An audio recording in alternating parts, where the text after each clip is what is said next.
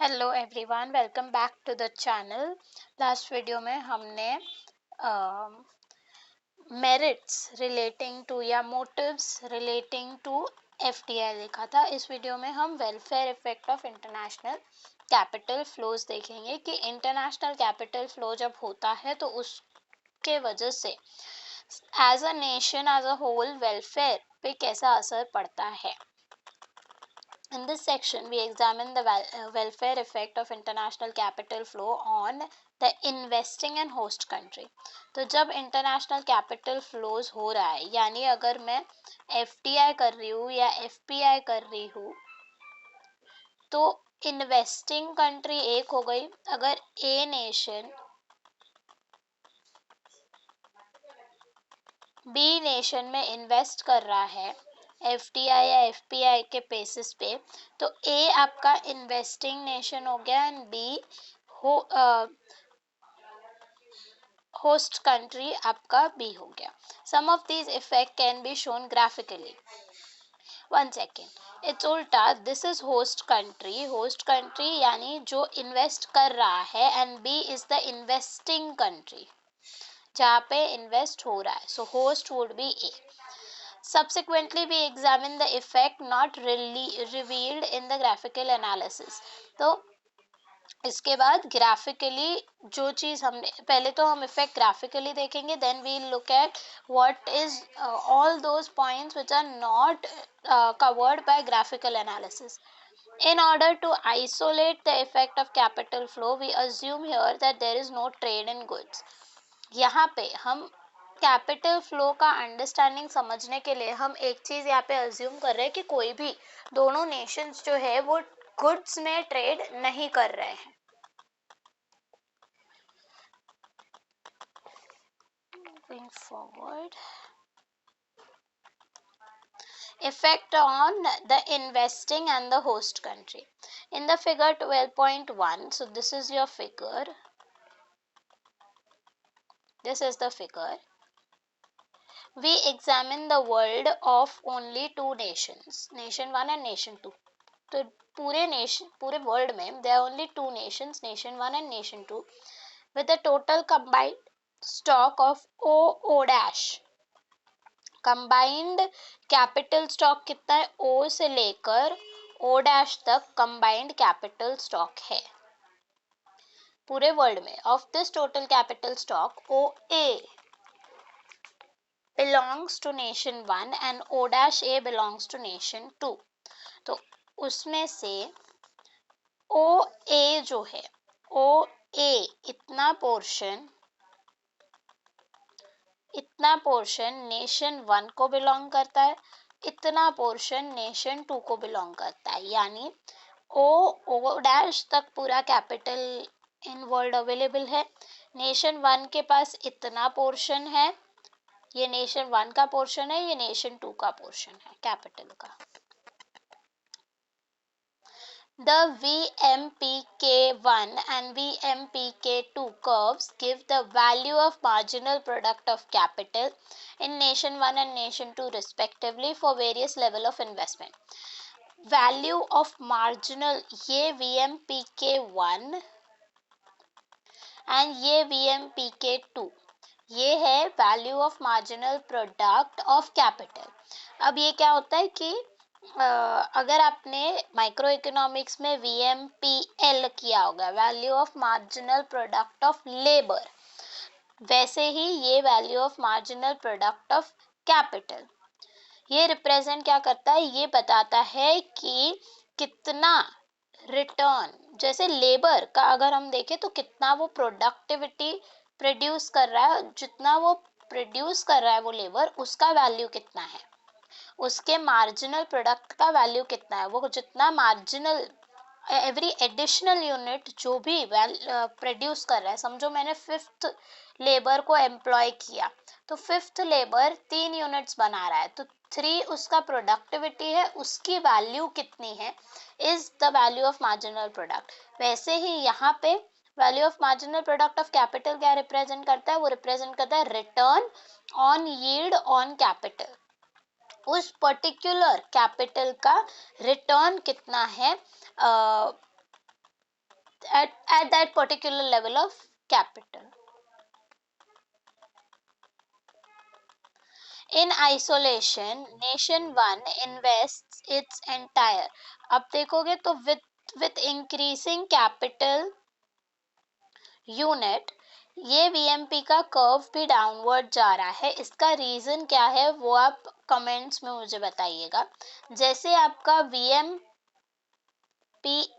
का curve downward sloping क्यों होता है, वही सेम रीजन यहाँ पे आएगा कि ये डाउनवर्ड स्लोपिंग क्यों है। तो ये आप मुझे कमेंट्स में बताइएगा, ये वीएमपीके का कर्व डाउनवर्ड स्लोपिंग क्यों है।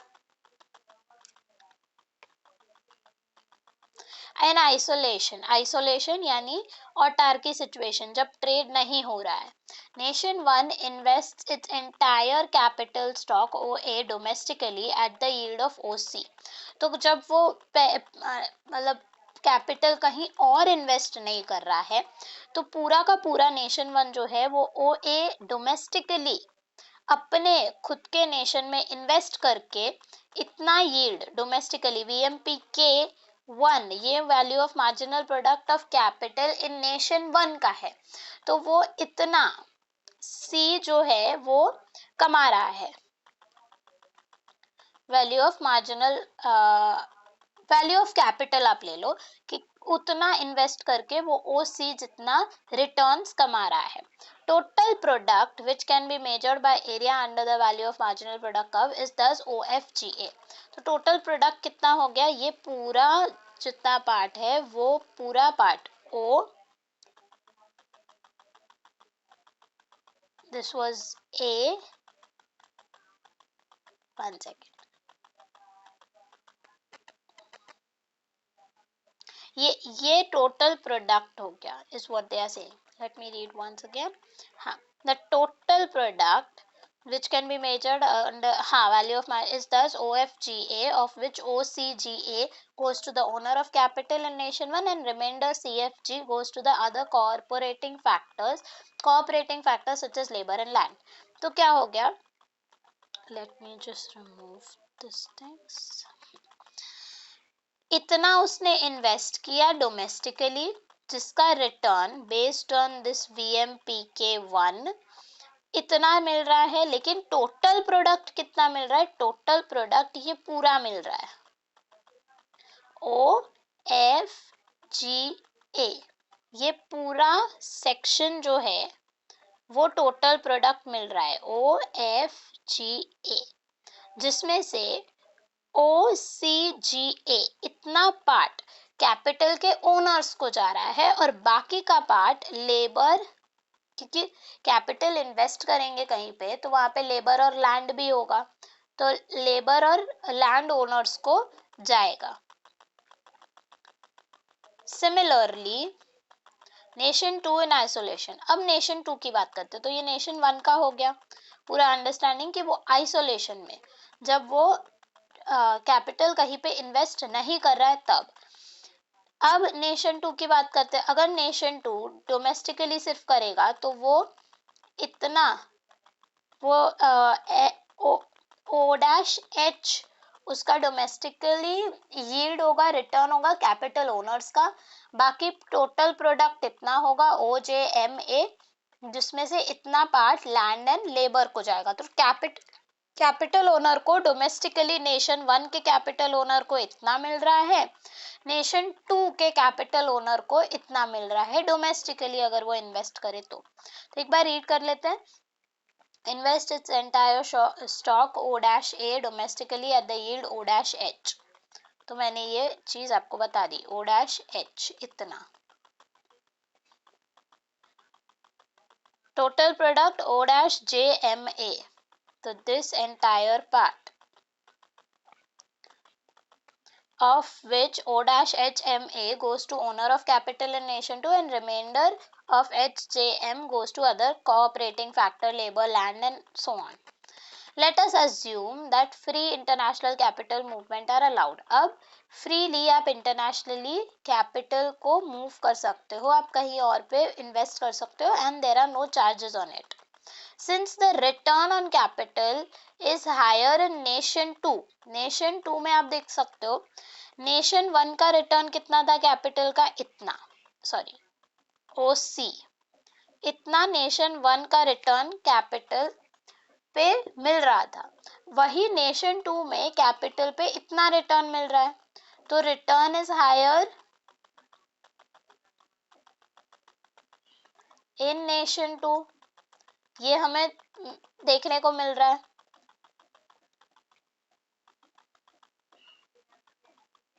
Since return on capital is higher in nation 2 O-H than in nation 1 OC, AB of capital flows from nation 1 to nation 2 so as to equalize at BE, which is equals to ON, which is equals to O-T.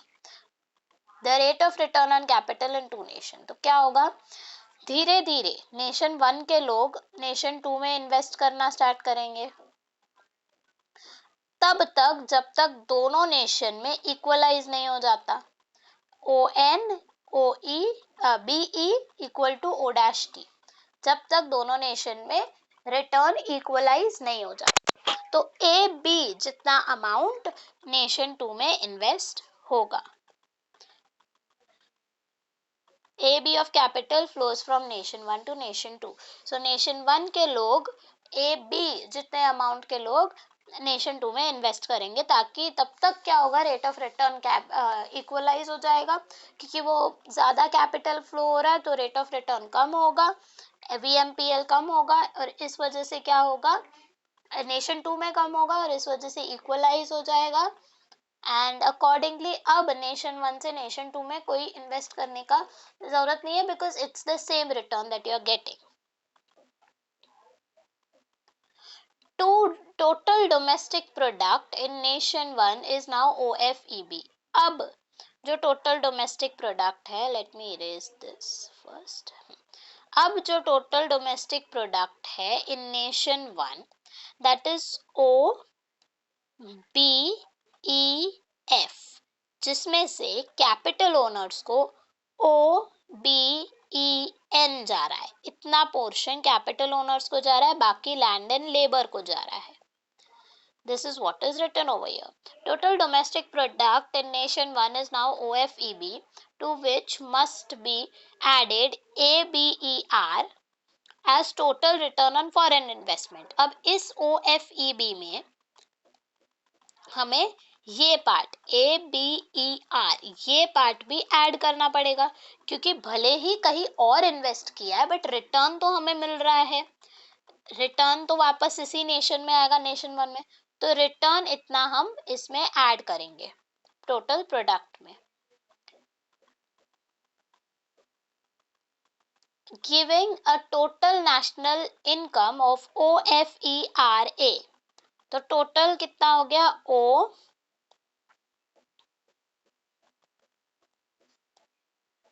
Total कितना हो गया, OFERA,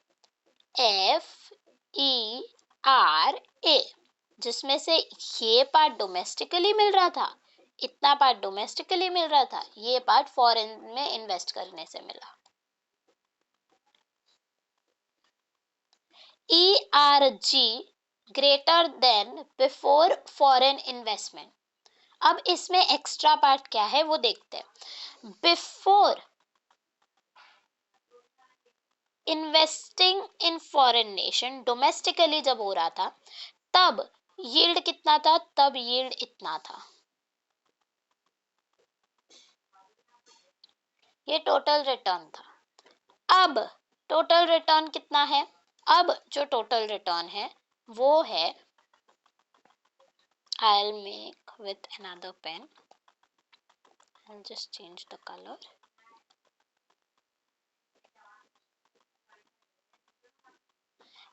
अब जो है वो है ये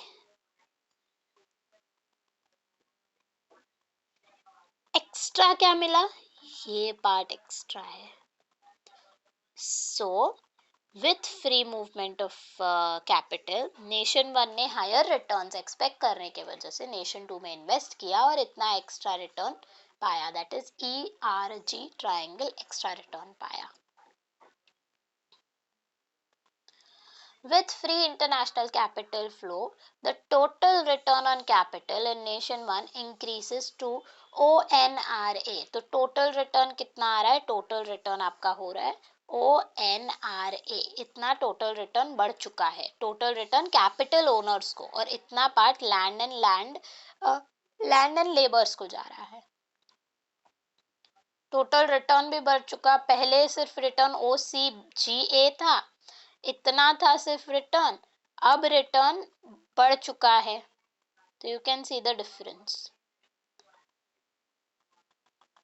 while the total return on other cooperating factor decreased to NFE. और बाकी लोगों को भी जो रिटर्न मिल रहा था वो डिक्रीज हुआ है. कैसे? Let's see. पहले before investing in other nation, पहले जो रिटर्न हो रहा था वो कोऑपरेटिंग फैक्टर्स का जो रिटर्न हो रहा था, ये टोटल प्रोडक्ट था जिसमें से इतना कैपिटल ओनर्स को जा रहा था, और ये पार्ट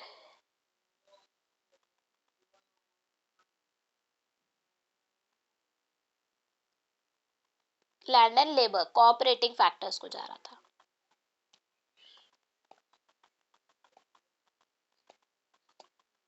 अब after investing in other nation, free movement of capital, दूसरे नेशन में इन्वेस्ट करने की वजह से टोटल प्रोडक्ट हमें इतना मिल रहा है, जिसमें से कैपिटल ओनर्स को इतना पार्ट जा रहा है और लैंड एंड लेबर्स को इतना. तो ये वाला पार्ट जो है वो कम अभी लैंड एंड लेबर यानी कोऑपरेटिंग फैक्टर्स को मिल रहा है, डिक्रीज हो गया है NFE के through. The inflow of AB of foreign capital into nation 2 lowers the rate of return on capital from O-H to O-T. अब ये नेशन 1 की बात हुई. नेशन 1 के कोऑपरेटिंग फैक्टर्स को कम चीजें मिल रही थी, मतलब कम हो गया after investing in another nation, उनका रिटर्न कम हो गया कोऑपरेटिंग फैक्टर्स का, लेकिन कैपिटल ओनर्स का बढ़ गया.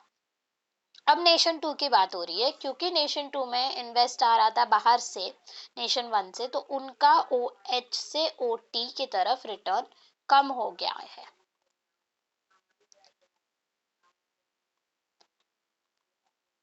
Total domestic product in nation 2 grows from O-JMA to O-JEB. पहले टोटल प्रोडक्ट वाज O-JMA, अब O-JEB. ये टोटल प्रोडक्ट हो गया है. अब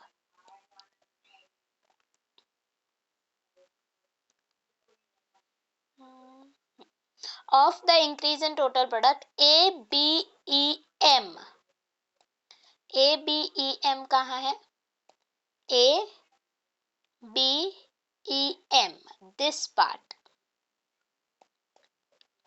and ABER goes to foreign investors, and ABER ये पार्ट ये जा रहा है फॉरेन इन्वेस्टर्स को, क्योंकि वो लोग ने इन्वेस्ट किया है तो उनको जाएगा. So that ERM remains as net gain in total product accruing to nation 2. ERM जो है वो part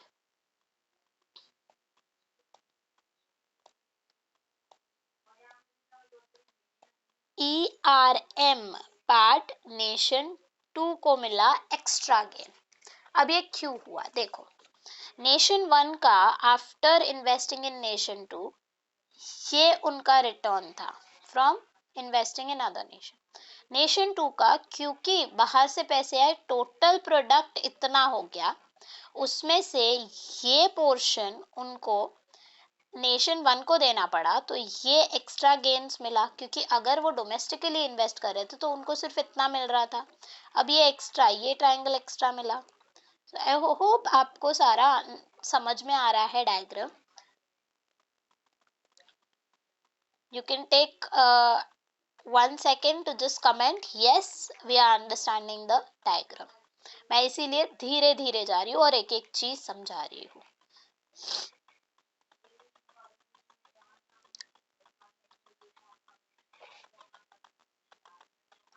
the total return to domestic owners of capital falls from O-HMA to O-TRA. Total return जो domestically capital owners को मिल रहा था, यानी पहले domestically capital owners को इतना मिल रहा था, अब सिर्फ इतना मिल रहा है, तो वो कम हो गया है डोमेस्टिकली। नेशन 2 में डोमेस्टिकली जो कैपिटल ओनर्स है उनका फॉल हुआ है total return, while total return on other cooperating factor rises from HJM to TJE. तो जो cooperating factors है उनका पहले कितना था, उनका पहले इतना, ये ट्रायंगल उनका पहले था, अब कितना है, अब उनका एरिया बढ़ चुका है, अब उनको ज्यादा मिल रहा है। The triangle is HJM पहले, now it is TJE। ये कोऑपरेटिंग फैक्टर्स को अब मिल रहा है, ये जो एक्स्ट्रा गेन हुआ वो कोऑपरेटिंग फैक्टर्स को गया है। From the point of view of world as a whole, that is two nation combined, total product increase from OFGA plus OFGA कहाँ है, OFGA plus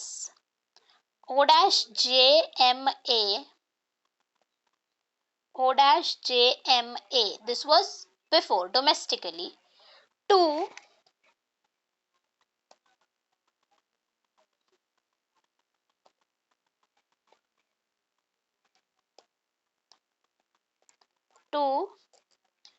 OFEB, यानी after investing in other nation, OFE,